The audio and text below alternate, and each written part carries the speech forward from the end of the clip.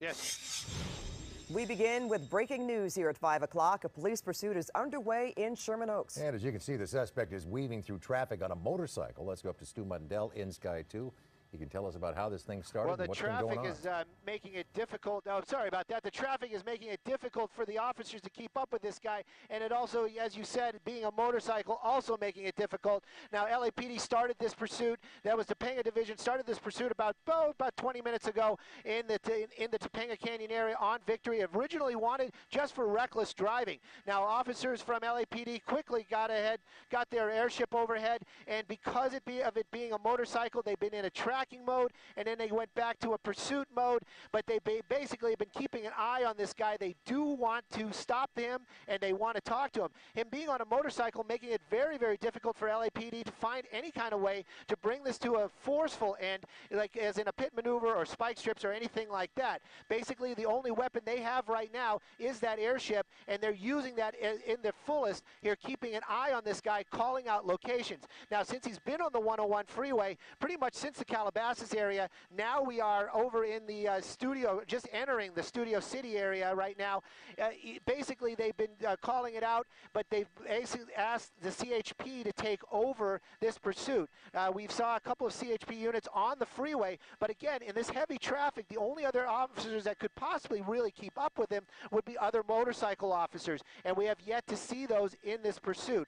Again, though, right now, I can tell you that we're approaching Woodman, and we're on the 101. Again, the original want for this guy, just reckless driving, and now it's going to be felony evading as well. The airship doing most of the work right now, calling out the locations and letting the officers on the ground know, even if the CHP does become the primary, they're going to start using the LAPD airship to keep eyes on this individual to make sure that they know exactly where he is and where he gets off. Of course, if he does get off the freeway, LAPD will be notified immediately, and again, it's unclear if they will use the pursuit tactics that we are more commonly see, where they're right behind him, making that presence known, or they're just going to watch him. But right now, still eluding officers, and the original want was just for reckless driving. I don't know if you can comment on this, but we have to make mention of it. I mean, it looks like he's wearing a cape or an overcoat of some kind. Not that that has any kind of significance, but it is kind of different on a motorcycle. Well, you know, we saw that it looks like a leather trench coat, and he was digging in the pockets earlier on. It was unclear what he was looking for. I thought maybe he was looking for a cell phone or something along those lines. And again, these are the things that officers are watching from the helicopter as well, and also commenting on. We don't know why he's being so elusive, why he doesn't want to talk to officers, and that always puts LAPD or any police agency in an odd spot when they're in a pursuit. They don't know what this guy really has in mind. You know, he might be armed, he might not be armed, he might have some, maybe he's under drugs. There we go, there's the CHP, and there you can see, as soon as this guy sees those officers, he's really starting to open up that speed, weaving in and out of traffic. Again, that was the CHP officer, and they are working in unison right now. CHP in the lead agency, they basically handed it over. You can see we're approaching the 134, and it looks like if he stays on this side of the freeway, he's going to be taking the 134. Again, though, Laurel Canyon going to be the next major that he's crossing, and traffic is pretty, I would call it more than medium. It's kind of packed down there. The bike obviously having an easier time getting through this, but again, a lot of traffic. Somebody could make one of these turns, very quickly change lanes, and this could come to an abrupt end, injuring that suspect. Boy, there's no doubt about that. This again taking place on the 101 in Studio City. Stu, let me ask you this question. It's clearly advantage motorcycle in this kind of traffic. The airship obviously neutralizes that slightly, but what would be the strategy? Well, look at that. I don't know about advantage. Yeah. Oh, my goodness. You know, and that's the thing, right you know, now. we watch these things, and it is very dangerous. And you know, we kind of try to put it into those kind of ideas or that perspective of, you know, advantage, disadvantage, good guy, bad guy type of scenarios. And you know, it's very, very dangerous. It's actually dangerous for the civilians on the road as well. You saw that weaving it right between those cars right there, threading the needle. And again, you know, people trying to get out of the way. It's packed. You're driving on the freeway. You're kind of grumpy about the, you know, your day. day, now traffic, and then all of a sudden you got blinking lights, you swerve, who knows what's going to happen. It looks like we're staying on the 101 as we're starting to work our way out of the Studio City area into the Universal Studios area. Again, yet officer in that SUV really kind of making his presence known now that the traffic has lightened up a little bit. That might be one of those newer Ford Explorer specially equipped vehicles that the CHP just purchased. Again, though, you can see him basically tracking, keeping right up with this guy.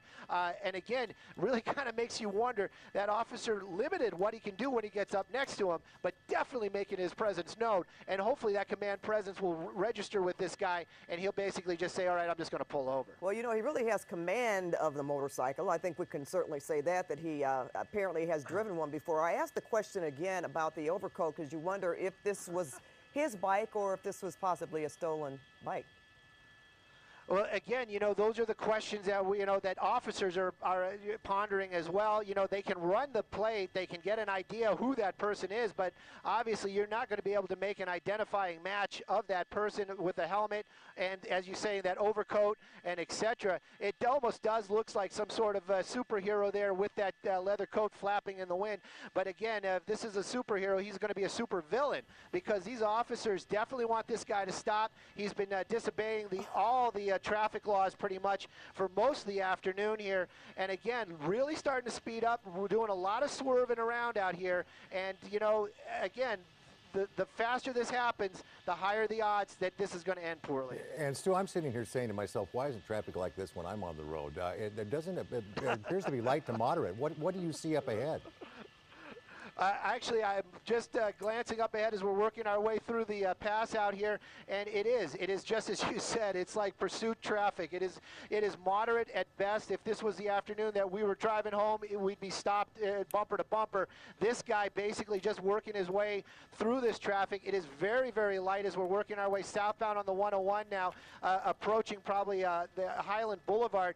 Again, this guy really just booking along here, and officers from the CHP now falling back just a little bit, but you can see that one guy with that newer Explorer really kind of closing that gap and making his presence known to this guy. And you know what? Pretty soon he's going to have a number of opportunities in terms of freeways. Stu, he's going to be approaching, well, the 110 freeway for sure. 5, he could be headed toward Pasadena if that's the case. So I'm sure they're pretty concerned about that, but I'm sure contemplating at the same time the different moves that he can make. Well, you know, definitely. And you know, when traffic starts getting really, really thick out there, you know, a motorcycle always has a little bit of an advantage. But, you know, we've seen it where it is so bumper to bumper that even bikes get stalled out. Again, you kind of wonder if he's just going to stay here on the freeway. It almost seems like he's playing around with these guys. You know, he knows that they can't pit him. He knows that they can't bump him. So he's just going to just keep driving, staying just that one step ahead of him. Again, using just the freeway. He has not gotten off onto roads. It started on roads, and then it also kind of makes me think maybe he's got a destination. Maybe this is, you know, he is going someplace other than just eluding officers. We're staying here on the 101. He is kind of close to those lanes where you could jump off at any moment, and that really would be a disadvantage for that cruiser right there. But that cruiser basically just keeping pace with him. You've got to wonder, maybe he's using the loudspeaker down there and saying, hey buddy, just pull over, just give this up, you know, stop now. Or if they're just sitting there with their sirens going and looking ahead, I'm almost shocked to say that it looks like the 101 wide open. I'm wondering if possibly they did some kind of break, because it is wide open down there. There are no other cars on the freeway. And Stu, they'll thought maybe he was moving over to the right lane. They will be at a real disadvantage if he jumps off that freeway, and then of course it depends on how quickly they can get units into that area if he does take an exit. Well, that's for sure, and that's what the LAPD was dealing with when originally this started.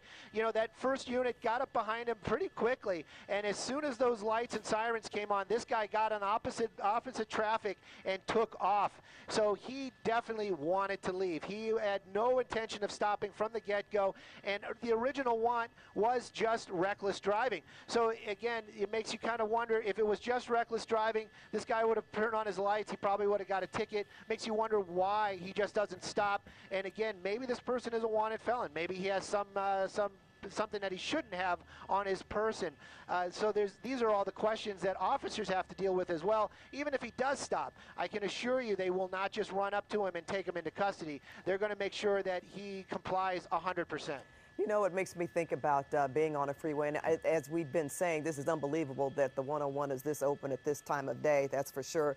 But again, it's very disconcerting to motorists who are in vehicles and they have someone on a motorcycle that's going so fast and so quickly that just comes up upon them that they can't necessarily react. And sometimes when they do, it could also be danger for the person on the motorcycle. So this is this is something I'm just thinking about watching this right now, because I've been in that situation where it's a little frightening.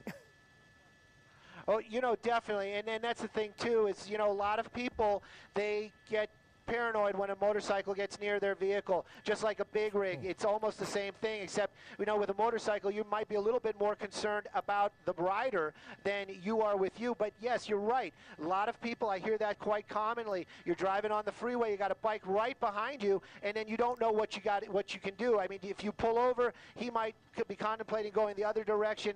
It is very scary. And then this guy, you got to add in, he's got lights and sirens. And again, I have to let you know, right now, as we're approaching Vermont, the freeway is basically getting stopped. Now we're really starting to see that traffic that we are so common to seeing out here in the Los Angeles area, and now it is really starting to back up out here, and the officers had that little bit of advantage there. They're going to lose that now as we're starting to get into some heavy traffic. Well, yes, you know, as Pat pointed out, when they're lane splitting and firing along like that, I don't care how many times it happens to you, it's always startling as a driver of a vehicle, of a car. It's really very startling. And this guy's he's got no qualms about shooting between these vehicles. You know, we were that's reporting. right. Oh, I'm sorry. I was talking No, about go ahead, yesterday how we were reporting on that incident that actually happened in New York and involved a club, but there was just one person on a motorcycle who stopped, and an SUV bumped that motorcyclist, and you know, we know what happened after that. They chased the guy that was driving the SUV and pulled him out of the vehicle. But just how quickly something like this can happen from an abrupt stop by a vehicle trying to avoid hitting the person on the bicycle, it can cause so many different problems or scenarios. Most definitely, and you know, and that's the thing too, that, you know, being a motorcycle, this motorcycle rider obviously knows these things, has these in his mind, and you know, again, seems to be pretty well versed on riding. He's basically just weaving in and out here. He has pulled some pretty close calls. There's another one that might look a little closer than it really was, but again, he is just cutting in between these cars like there's nothing to it, just keeping up this basically 80-mile-an-hour speed, 50, 60, even, you know, 20 miles an hour faster than whatever the traffic is going is basically what we're seeing out here. And officers from the CHP, you know, they got their lights and sirens. They were falling behind there for a little bit. They got caught up in traffic and now basically back into some sort of tracking mode. And again, you know, they're calling it out. I hear them on another radio. And officers from LAPD not involved in the pursuit, but definitely know that this is going on. So if this guy gets off the freeway, the LAPD will definitely be engaging it very, very quickly. I can tell you right now, we're basically coming up on Glendale. There's Union Avenue, there's a sign, but Glendale is coming up, the 2 freeway, but it really seems to me that he's been staying on these majors and basically just following it. I'm kind of curious to see 110, 101, what's his choice is going to be. 101 looks a little bit more packed, but not much better than the 101. Boy, every time he gets into traffic like this, his pattern has been to tone it down a bit without seeing the black and white behind him. Well, you know, that's right, and this is part of the process that LAPD has been trained to do, and other agencies. They basically, that's what the way they say we should go into tracking mode. They feel that the presence of the black and white off and the lights and sirens excites the suspect and makes, you know, he starts acting crazier, and they do this, they fall back and they just watch. But with this guy, even if they're just watching, you know, we don't know where he's going to go. And just allowing him to run freely like this, that might not be the best deal either. So they're kind of playing that middle card, just kind of keeping an eye on him. They have officers nearby. He hasn't really done anything so crazy where they're going to say, you know, the public is, you know, there's a public safety issue. I can tell you right now, definitely established on the 101. We're going to be working our way through the north side of downtown Los Angeles, and looking ahead, it's pretty much more of the same. Just a little bit of traffic out there, but this guy just basically on a little ride out here as LAPD and anybody watching the news is joining him this afternoon. You know, Stu, we joined you at Woodland Hills, and can you tell us again where this originated, where they started following this motorcycle? We originally heard this in the Topanga Canyon area on Victory Boulevard. Again, reckless driving was the original one on it. The officers doing what they're trained to do got behind him. They asked for what they call a backup and an air unit. That was the helicopter. Pretty much as soon as that helicopter got there and that first unit turned on his lights and sirens, this guy just took off. And the first thing apparently he did, or that we heard that he did, was go into opposing lanes of traffic to get away from that officer. So that was an extreme move for basically just, hey, we just want to pull you over. And again, this is why LAPD and other agencies are so interested in stopping this guy and talking to him. Those kind of reactions, you know, why didn't he just pull over? That's basically the big question. It really seems like we're just staying on the 101 freeway up. Now, as I said it, he's really starting to cut around because he does have a choice over here of the 10 freeway, but he's just weaving in and out of traffic. Again, I don't think there are many, if any, units, black and white units behind him anymore as he's working his way. I just want to make sure we don't lose him here. And as we're starting to work, it looks like we're going to be going south here, so that's going to be 5 freeway. That gives him the 60 and also, yeah, the 60 freeway if we keep in this direction. He's starting to pick it up right now. He's got to know, though, I mean, a pursuit in Los Angeles, he's got to know that helicopter's overhead, keeping an eye on him, even though he doesn't see any black and whites, too. Well, that's right. And, you know, and that's the thing. You'd think that with that knowledge, you'd just say, hey, you know what, I better just, you know, pull over. Or you know what, maybe he's doing, I just want to enjoy my last couple of minutes. But this doesn't look very enjoyable. This looks like he's really trying to get away. And, again, you never away. He is speeding up now quite a bit, like you said, really starting to move out. And, again, we're coming up on the East LA interchange, so he's going to have several choices of where he can go as we work our way down here. Again, though, looking ahead, it is just, well, the 60 really looks like it's backed up pretty bad. But again, you know, he's just going to weave his way in and out here and just keep everybody at bay. Well, you know, we have legal analyst Steve Meister on the set with us. We were prepared to talk about the Jackson verdict, which we will certainly in due time. But he was saying he probably felt that he could get away at first, and now he's just so too deep in, so he's just going to continue. He really has no other choice but to just keep riding. You know, as Steve, he's mic'd up, as a criminal defense lawyer, have you ever defended somebody in one of these? Yeah, I have. And hold on one second. We got to hook your mic up here. I think that's where he was saying he knows what's going on because he's had clients that have done the exact same thing.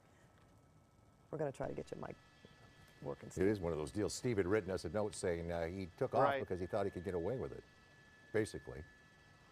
I suppose they all think that at some point, however.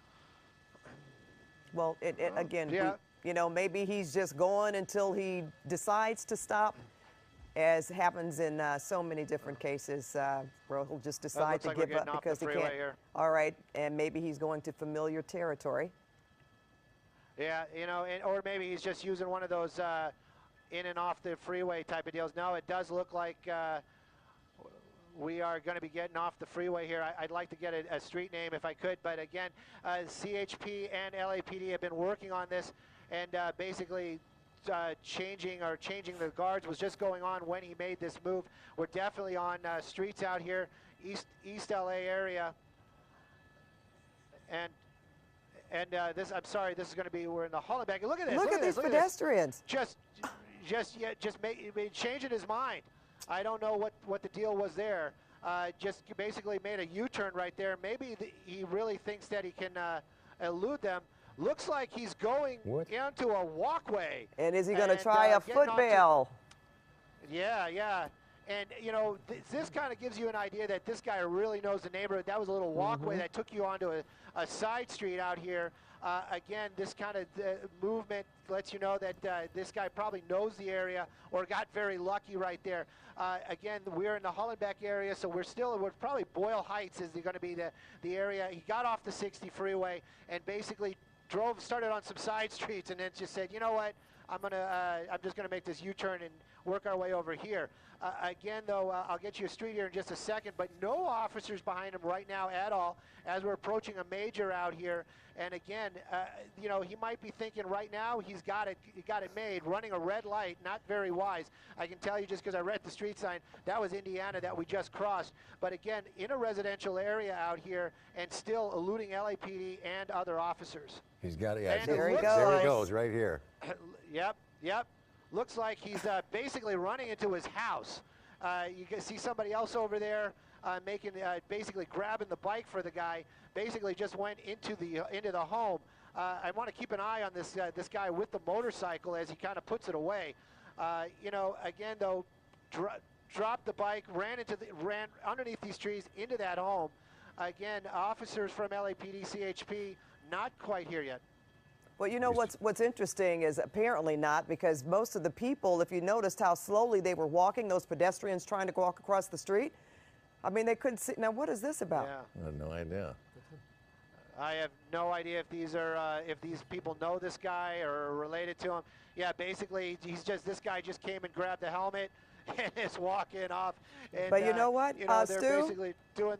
Don't want to interrupt you, but Steve, that might be him. Didn't he have on a black and white checkered shirt and some white gym shoes? He looks like he took off the coat, Stu.